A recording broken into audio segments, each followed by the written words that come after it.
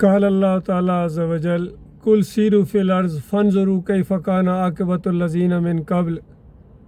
کان اکثرهم مشرکین۔ زمین پر چلو پھرو اور دیکھو پچھلی قوموں کے اوپر اللہ کے عذاب کیوں آئے ہیں، ان کا کیا جرم تھا۔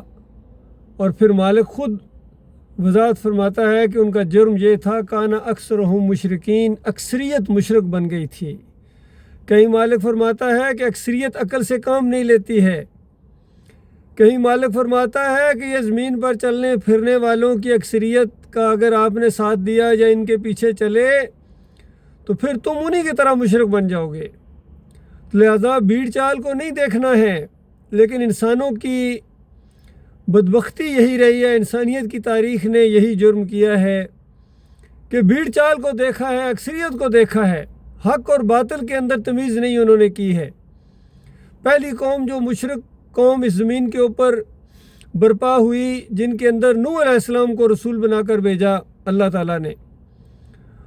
وہ 5 اولیاء اللہ کی بندگی کرتی تھی، ان کو پکارتی تھی، ان کو پوجتی تھی، ان کے واسطے وسیلے وہی کچھ کرتی تھی جو آج یہ آخری امت 5 تن پاک کے ساتھ انہوں نے اپنے نام رکھے ہیں، اسی طریقے سے جس طرح پہلی مشرک قوم نے۔ یہ کوئی اتفاق نہیں ہے بلکہ یہ انسانیت کی تاریخ ہے کہ پہلی قوم جو تباہ اور برباد ہوئی ہے اس کے بھی 5 تن پاک تھے، اور یہ آخری قوم جو بربادی کے کنارے کے اوپر کھڑی ہے اس کے بھی 5 تن پاک ہیں۔ یہ اسی جرم کے اندر مبتلا ہو گئی اور بالکل اسی طرح کی دلیلیں دیتے ہیں کہ پھر یہ سارے ہی غلط ہیں۔ اگر آپ کہہ رہے ہیں کہ یہ ایمان عقیدہ درست پہلے کر لو، آج امت مسلمہ کا عقیدہ خراب ہے، ان کے عقیدے کے اندر شرک آ گیا ہے، ان کی عظیم اکثریت راستے سے ہٹ گئی ہے، تو پھر یہ سارے ہی یہی بات قوم نوح کہتی تھی کہ نوح بس تو اور چند لوگ جو تیرے ساتھ ہیں یہ اتنے اونچے خاندانوں سے نہیں ہیں، یہ ہم ان کو ذلیل سمجھتے ہیں، کمین قسم کے لوگ ہیں، یہ تیرے ساتھ مل گئے ہیں، تو باقی یہ سارے غلط ہیں۔ یہی قوم ابراہیم علیہ السلام کی کہا ابراہیم علیہ السلام نے کہ بل وجدنا آبانا، ہم نے اپنے باپ دادا کو یہ کرتے دیکھا ہے، یہ سارے کی ساری پوری قوم ہے ابراہیم، بس تو اکیلا تو ٹھیک ہے، باقی سارے غلط ہیں۔ اور اس کے بعد یہ ایک سلسلہ چلتا رہا اسی انداز سے، یہی قوم اسی شیطان نے ان کو یہی کہا کہ دیکھو ساری دنیا ہے، آخر یہ چڑھاوے چڑھا رہے ہیں، عرس اور میلے کر رہے ہیں، بھجن گا رہے ہیں، یہ پرشاد ہے، یہ ڈنڈوت ہے، یہ سجدہ تعظیمی ہے، یہ ان کے واسطے وسیلے ہیں، بے حق فلاں بے حرمت فلاں ہیں۔ یہ گنبد کا نظارہ کرو، کوئی پیلے گنبد کا پجاری ہے، کوئی نیلے کا، اور کوئی سبز گنبد کا پجاری ہے، یہ ساری قوم لگی ہوئی ہے۔ مسجدوں کے اندر انہوں نے گنبد کھڑے کر دیے اور انہوں نے اللہ کے دین کی دھجیاں اڑا دیں، اور خاص کر ان کے بڑے بڑے علماء ہیں، یہ قرآن کی آیتیں پڑھتے ہیں اور حدیثوں کا سہارا لیتے ہیں، اور اپنے باطل موقف کو ثابت کرنے کے لیے یا تو منکر روایتوں کو پیش کرتے ہیں یا صحیح روایتوں کو تروڑ مروڑ کر پیش کرتے ہیں۔ جس طرح صوفیوں نے وہ روایت جو بخاری کی روایت ہے کہ اللہ تعالیٰ اپنے بندے سے خوش ہو جاتا ہے جب وہ فرائض کی تکمیل کرتا ہے، اپنے مالک کی فرمانبرداری کرتا ہے، مالک خوش ہوتا ہے اس سے، لیکن وہ بندہ ہے وہ اپنے مالک کے اور پیارا بننا چاہتا ہے، اپنی بندگی کو اور زیادہ آگے بڑھانا چاہتا ہے، اپنے مالک کی رضا کے لیے اور درجات کو اونچا کرنے کے لیے۔ تو مالک فرماتا ہے کہ جب یہ نوافل کے ذریعے اور آگے بڑھتا ہے تو پھر اس کے بعد یہ میرا ایسا محبوب بندہ بن جاتا ہے کہ گویا میں اس کے پاؤں بن جاتا ہوں جس سے یہ چلتا ہے، میں اس کے ہاتھ بن جاتا ہوں جس سے یہ پکڑتا ہے، میں اس کے کان بنتا ہوں جس سے سنتا ہے، اس کا منہ بنتا ہوں جس سے یہ بولتا ہے، اس کی آنکھیں بن جاتا ہوں جس سے وہ دیکھتا ہے، اور پھر میرا بندہ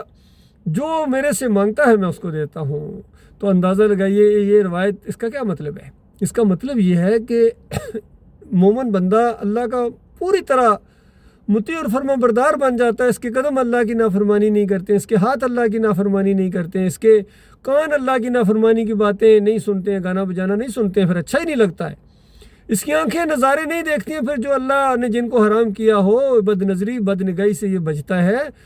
اور یہی ساری باتیں، اس کا منہ پھر حق بولتا ہے، پھر یہ غیر اللہ کی نعرے نہیں لگاتا ہے، پکارو یا رسول اللہ، یا علی مدد، یا غوث مدد کے نعرے، پھر نہیں، اس سے لگ ہی نہیں سکتے ہیں۔ جس طرح بلال رضی اللہ عنہ کے بارے میں کہا جاتا ہے کہ جب ان کو کہا جاتا تھا، اتنی آفر تھی کہ یہ ساری سزائیں ختم ہو جائیں گی، تمہیں ہم جو ہے اس شکنجے سے نکالیں گے، بس کوئی ایک معمولی سا جملہ تو لات اور منات اور حبل کے لیے کچھ ادا کرو۔ احد احد پکارتے تھے، احد، اکیلا ہے، اکیلا ہے، اکیلا ہے میرا مالک۔ اس انداز سے ایمان کا جوش آتا تھا ان کو، اور پھر کہتے تھے کہ میں کیا کروں، یہ جو تم چاہتے ہو میرے منہ سے وہ لفظ نکلتا ہی نہیں ہے۔ تو اس انداز سے ایمان کا اظہار کیا انہوں نے۔ تو بتاؤ اکثریت کدھر تھی؟ کتنے تھے نبی علیہ السلام کے ساتھ آئے تھے اس ایمان کی دعوت کے اوپر، جب لات اور منات اور حبل اور ان کی پکاروں کی اور ان کی نظروں نیازوں کی جب چمڑی اتاری گئی لا الہ الا اللہ کے ذریعے کہ اللہ کے علاوہ کوئی معبود نہیں ہے، کوئی داتا، کوئی دستگیر، کوئی مشکل کشا حاجت روا نہیں ہے۔ قوم کے لوگوں، یہ تم نے خود گڑے ہیں، تم نے بنائے ہیں، تم نے عرس کیے ہیں، تم نے میلے کیے ہیں، تم نے چادر چڑھائی ہے، بیت اللہ کا مقابلہ کیا ہے، یہ ساری چیزیں تم نے کی، خود تھوڑی ہیں۔ کیونکہ قوم کہتی ہے یہ سارے اجرت لیتے ہیں، اذان کے پیسے لیے جاتے ہیں، امامت کے پیسے لیتے ہیں، سارے بڑے بڑے علماء ہیں، آخر یہ بات کیوں نہیں کرتے ہیں؟ پھر یہ سارے گزشتہ تقریباً 40 سالوں سے میں یہی بات سن رہا ہوں، جس سے بھی بات کرو آگے سے یہی جواب ملتا ہے۔ پھر یہ سارے اچھا ایک سر تم ہی اور چند لوگ ہو، تو یقین کرو اب یہی جواب ہے۔ ہاں بالکل سارے، اور یہ جواب ہمیں اللہ کی کتاب نے بتایا ہے، ابراہیم علیہ السلام نے یہی جواب دیا تھا، محمد صلی اللہ علیہ وآلہ وسلم نے یہی جواب دیا تھا، اور کہا گیا تھا کہ جن کی لقد کنتم انتم وآباؤکم فی ضلال مبین، سنو، کان کھول کر، کان کی ساری کھڑکیاں کھولو، کہ تم اور تمہارے سارے بڑے، تمہارے اکابرین جو یہ قبر پرستی کا مواد فراہم کرتے رہے ہیں کہ بابا جی قبر میں زندہ ہیں، سنتے ہیں، دیکھتے ہیں، پہچانتے ہیں، اعمال یہاں پیش ہوتے ہیں قبر کے اوپر، اچھا اللہ کے پاس جو اعمال پیش ہوتے ہیں، جو نبی علیہ السلام نے فرمایا وہ تمہیں عقیدہ اچھا نہیں لگا ہے، اور جو مولوی صاحب نے فرمایا ہے، تمہارے حضرت صاحب نے فرمایا، تمہارے اکابرین نے فرمایا ہے کہ روح واپس آ جاتی ہے قبر کے اندر، مردہ زندہ ہو جاتا ہے، سنتا ہے، دیکھتا ہے، پہچانتا ہے، پھر پکارو تو سنتا ہے، اوپر پہنچاتا ہے، پھر یہ مشکل کشا ہے، پھر داتا ہے، پھر یہ مختار کل ہے، یہ قبر والا اندازہ لگائیے، یہاں تک پہنچا دیا اللہ کے بندو۔ اللہ کی کتاب کے ساتھ ایسا غضب تم نے ڈایا، ایسا ظلم کیا ہے تم نے، تو سنو، تم اور تمہارے اکابرین سارے کے سارے گمراہ تھے، نہیں قرآن کو کہتے ہیں، ہمارے حضرت قرآن کو نہیں سمجھتے تھے، کیونکہ شبیر احمد عثمانی صاحب نے تفسیر لکھی ہے اور محمود الحسن نے لکھا ہے کہ اللہ کے بندوں کو، پیارے بندوں کو، محبوب بندوں کو اگر پکارا جائے تو یہ اللہ ہی کو پکارنا ہے، تو کیا وہ نہیں سمجھتے تھے؟ ہاں نہیں سمجھتے تھے، ان کا ایمان خراب تھا۔ کہتے ہیں اتنے بڑے حضرت ہیں، وہ کہتے ہیں کہ پورا خاندان یعقوب علیہ السلام نے سجدہ کیا تھا شکر گزاری کا یوسف علیہ السلام کو، جتنے بڑے بڑے ڈاکٹر سرار نہیں سمجھتے تھے، اور علی انجینئر صاحب نہیں سمجھتے ہیں، ڈاکٹر ذاکر نہیں سمجھتے ہیں، بس صرف اور ایک تم اور تمہارے جو ساتھی ہیں یا ڈاکٹر عثمانی ہیں، انہوں نے اس انداز سے کہا ہے کہ یہ سجدہ اللہ کو ہوا ہے، یہ شکر گزاری کا سجدہ ہے، اور یہ جتنے عرس اور میلے ہیں، یہ قبریں ہیں، یہ مزار ہیں، یہ جو نقلی کعبے ہیں، ان کو نہیں ہونا چاہیے، ان کو اسی طرح توڑو جس طرح بتوں کو توڑا جاتا ہے مسلمانوں، تب تک تم مسلمان نہیں کہلا سکتے ہو، جب تک تم عقیدے کے اندر اس شرک کی جو ملاوٹ کی ہے تمہارے بڑوں نے اور تم نے، جب تک تم اس کا جنازہ نہیں نکالو گے، اس کو بالکل کھرج کر نہیں نکالو گے۔ مالک فرماتا ہے الذین آمنوا ولم یلبسوا ایمانہم بظلم اولئک لہم الامن وہم مہتدون، امن میں وہ ہوں گے، ہدایت یافتہ صرف وہ ہیں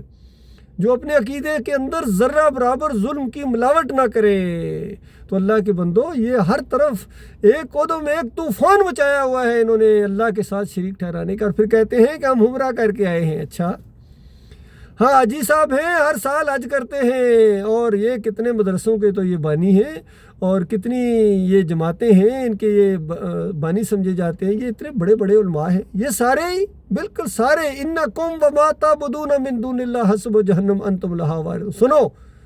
کہ تم اور جن کی تم اللہ کے علاوہ بندگی کرتے ہو، ان کی پکارے لگاتے ہو، ان کے کہنے کی وجہ سے ان کے فتوے مانتے ہو، یہ سارے کے سارے جنہوں نے تمہیں گمراہ کیا ہے، یہ سارے کے سارے جہنم کے آقا ایندھن بنیں گے۔ یہ ہوگا اللہ تعالیٰ غور و فکر کرنے کی اور ایمان کے اوپر جم جانے کی توفیق عطا فرمائے۔ یہ ایمان خالص ہے، اللہ تعالیٰ غور و فکر کر کے اسے قبول کرو، یہ آپ کے اللہ کی بات ہے، آپ کے اپنے آخری رسول محمد صلی اللہ علیہ وآلہ وسلم کی بات ہے میرے پیارے بھائیوں۔